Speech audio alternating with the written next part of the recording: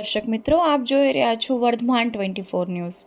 વર્ધમાન 24 ન્યૂઝને સબસ્ક્રાઇબ કરો, લાઇક અને શેર કરો. લખતર મોડેલ સ્કૂલની 100 વિદ્યાર્થીનીઓએ સાયબર ક્રાઇમ પોતાના આત્મવિશ્વાસના પોતાના સુરક્ષાને લઈને તાલીમ વર્ગનું આયોજન કરવામાં આવ્યું. સુરેન્દ્રનગર જિલ્લા શિક્ષણ તાલીમ ભવન દ્વારા તાલીમનું આયોજન કરવામાં આવતા લખતર તાલુકા શિક્ષણ વિભાગ ડાયટ દ્વારા તાલીમ આપવામાં આવી.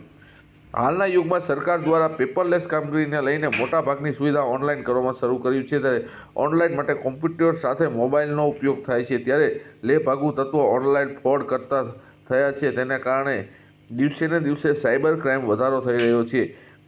સાથે વિદ્યાર્થીઓ મોબાઈલ ઉપયોગ કરતા મોબાઈલમાં જુદી જુદી એપ્લિકેશન ઉપર જુદી જુદી વસ્તુઓ જુદી જુદી જાહેરાતો જોઈને વિદ્યાર્થીઓ પોતાના આત્મવિશ્વાસ ગુમાવતા જાય છે.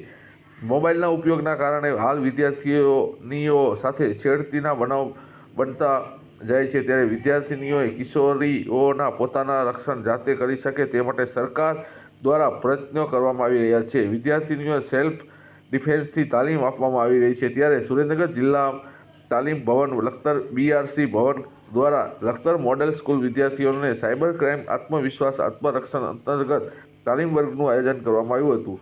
આ તાલીમ લખતર તાલુકાના શિક્ષણ વિભાગ ડાયટ ગાયત્રીબેન સહિત અન્ય તજ્ઞ દ્વારા આપવામાં આવી હતી. રિપોર્ટર વિજય જોશી, લખતર, વર્ધમાન 24 ન્યૂઝ. જિલ્લા શિક્ષણ અને તાલીમ ભવન દ્વારા એક તાલીમ વર્ગનું આયોજન થયું છે, જેની અંદર મોડેલ સ્કૂલની 100 સ્ટુડન્ટ્સ છે, એટલે કે 100 સ્ટુડન્ટ્સ છે, બધી કન્યાઓ જ છે.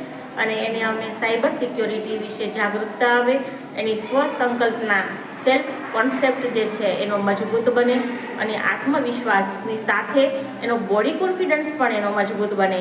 કે એને એમ થાય કે હું બહુ નીચી છું, મારું બોડી વધારે છે તો હું કંઈ ન કરી શકું, અથવા તો એ લઘુતા ગ્રંથિથી પીડાતી હોય તો એમાંથી બહાર નીકળે.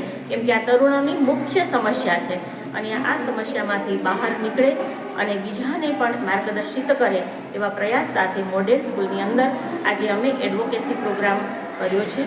અને એ ડાયટ સુરેન્દ્રનગર દ્વારા એ તરુણો વિશે જે કંઈ કામ કરવામાં આવી રહ્યું છે એ સેવાકાલીન તાલીમના ભાગરૂપે આ પ્રસ્તુત કાર્યક્રમનું આયોજન તાલીમ ભવન દ્વારા કરવામાં આવ્યું છે.